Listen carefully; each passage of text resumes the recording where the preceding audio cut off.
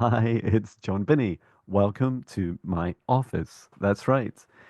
When I used to work in my software engineering job for 26 years through 10 different companies, um, I would spend time in this office here, and now I am back, except now I get to wear John Binney merch and do the things I love doing. And today I'd like to talk to you about self-love. What is it? How do you do it? So the first thing I like to talk about is, and I love talking, is is first of all like just connecting with the aspects of self-care. So you know those things that you can do to look after yourself. Drink plenty of water each day, eat food, go for a walk, connect with nature, do the things you love doing. I love doing music and um, eating out. I love long walks. I love camping. I love spending time with my family. I love looking at the stars. I love dancing in my kitchen. I love skateboarding. I love running. And going to the gym, and there's just a long list of things I love doing. For me, they are all different levels of self-care. Um, and the joy, for example, that my music brings me for about 20 to 30 minutes as I'm doing it each morning, just always fills my heart and sets me up for the day. So why is self-care important? Well, if you don't care for yourself, who will? Like, no one else gets to decide when you wake up. Well, okay, others might wake us up, or even our alarm clock, or we might even have to get up for work at a specific time. But know that you're the one that really has to take care of yourself and has primary responsibility for yourself. So, on this journey of self-care for yourself, um, I consider self-care to be part of self-love. What is self-love, John? Tell us. Tell us what it is. So imagine for a moment that you're loving one of your loved ones. So your partner, your friends or family, pets. Like I love Patch. He's just sat down here. He loves being up in my office. And what I can imagine sharing with this self-love aspect is like starting sharing love, your love for others. For example, this morning I told my son I loved him before he went to school. I didn't, that wasn't a complete sentence I said. I just said his name and I love you.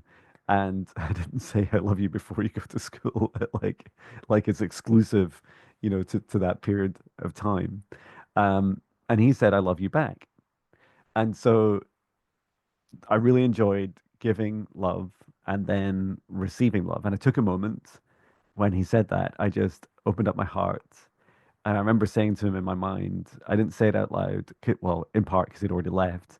Um, I just said to myself, I said, isn't that lovely that someone else would go to the effort to say to you that they love you?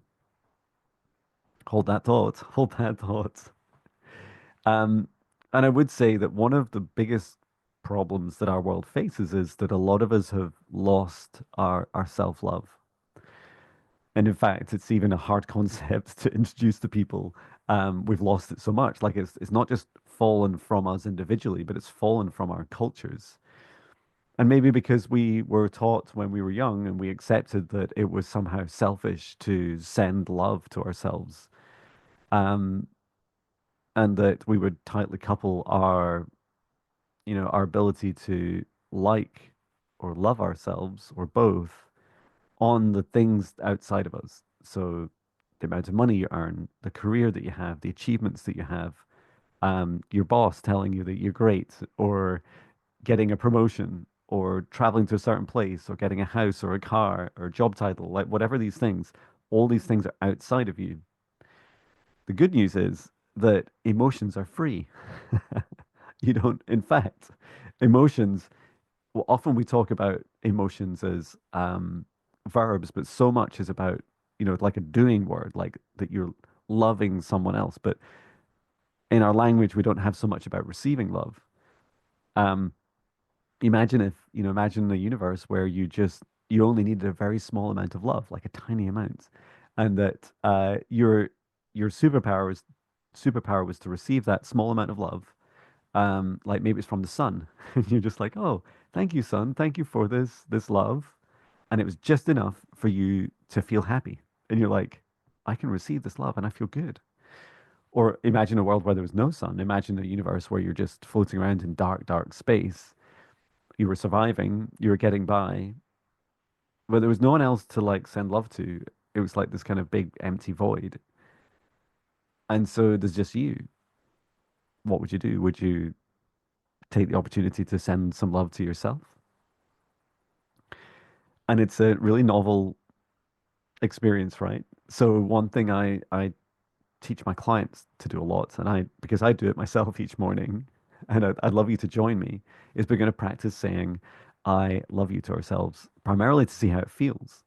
So I'd like you to join me wherever you are, even if you're in public right now, you can just whisper it to yourself. And even if you don't want to move your mouth, just try saying it in your mind. It all helps. So first, I'll take your left hand, like your left hand, that's mine. Place it on your heart. And now take a deep breath in through the nose and breathe out through the mouth, nice and loud. And repeat after me using your name instead of mine. John, I love you. John, I love you. John, I love you. And you may have noticed that it really helps to look at yourself in the mirror or on your phone just to see yourself as you're saying this.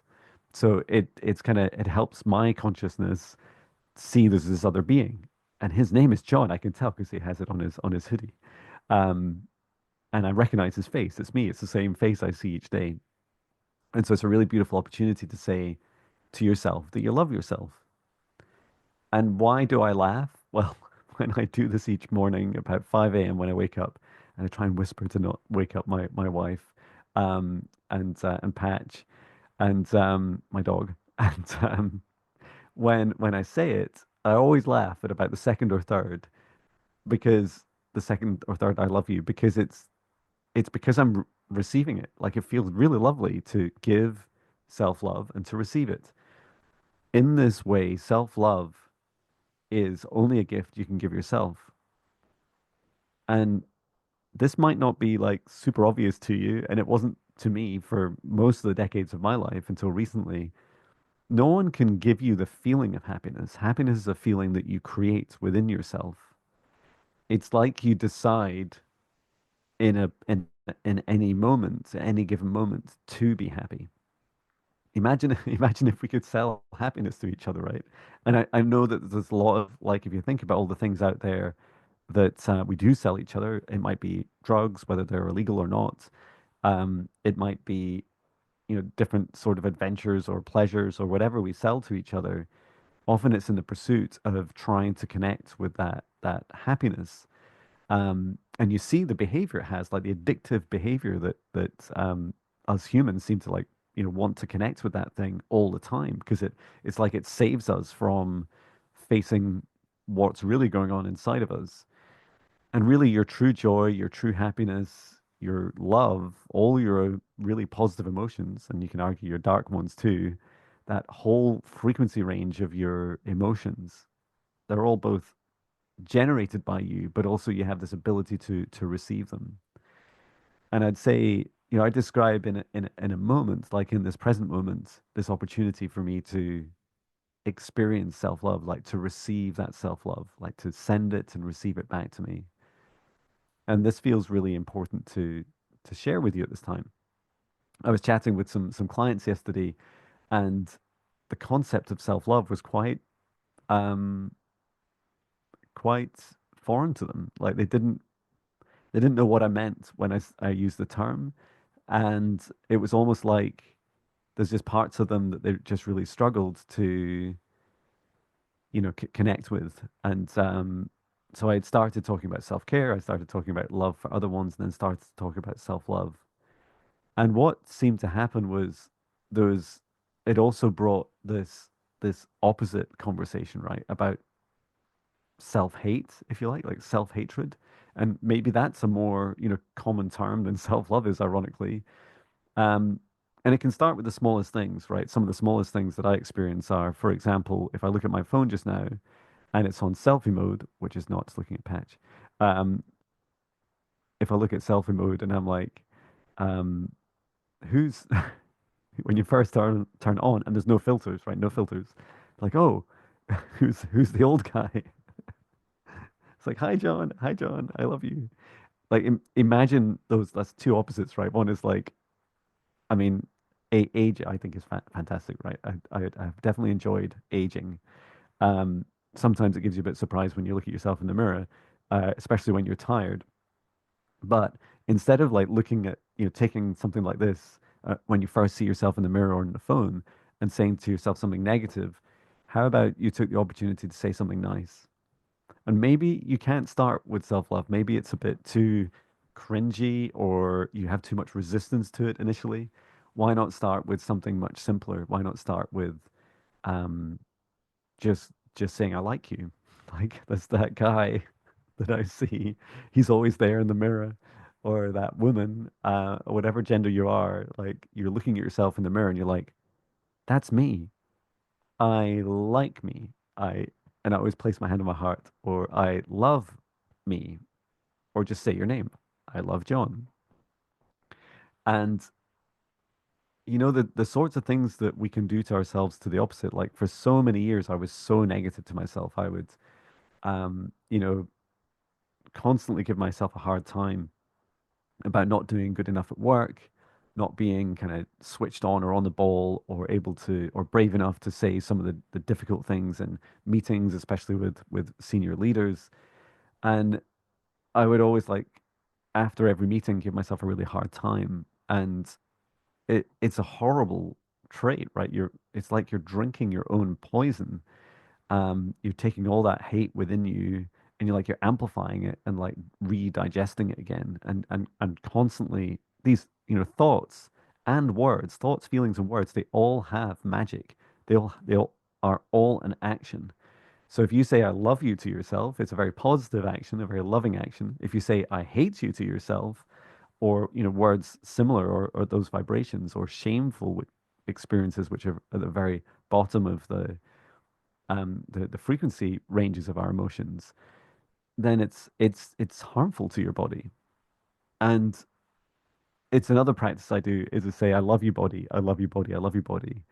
Um, like these are important things I usually say after I say I love you, John, because John is everything. John is everything, yes, in my universe. Um, so yeah, just encouraging you to really bring awareness to self-love. Like it's okay to love yourself. It doesn't mean that you're going to become some sort of, you know, crazed narcissist who's only cares about themselves. What if you could think and feel and talk about yourself and to yourself in a more positive way? And I feel when you do this, it helps you build one of the strongest foundations to be able to receive your dream life, receive your dream business, your dream partner. If you can cultivate the self love within you, then it allows you to nurture yourself just like you were a little baby or like you're like a little inner child that you're helping grow up. And you'd be amazed, like if you've even if you're 100 years old and you've spent 100 years giving yourself negative self-talk, it's time to let it go. It's time, if you choose, to choose love and forgiveness. And like the Oponopono prayer, you can say, if I get the words roughly right, I'm sorry, thank you, I forgive you, I love you, or variations thereof that are more accurate.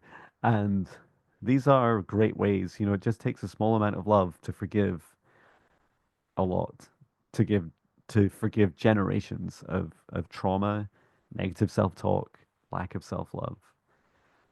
So I bring you this gift of self-love if it's new to you. I would love to hear from you in the comments your reflections, your definition of self-love, and then tell me a bit more about how do you practice it? What are the actions you do? Maybe it's self-care, maybe there's more that you do. I feel like it's a relatively new topic to many of us, and I'd love to hear. Also, I hope you enjoyed my Um, my office here, it does need a little bit of tidying up. This is this is a vent for my studio, so an air vent for my studio downstairs. It's kind of below me, down below that wall. Um, so that will be good as well to have an air supply. I definitely feel that's part of my self-care is to be in a room that has air. Um, so this is also why I'm up here doing this video today. I hope this finds you well, and I am sending so much love from Scotland. Take care, everyone. Bye. Love you. Bye.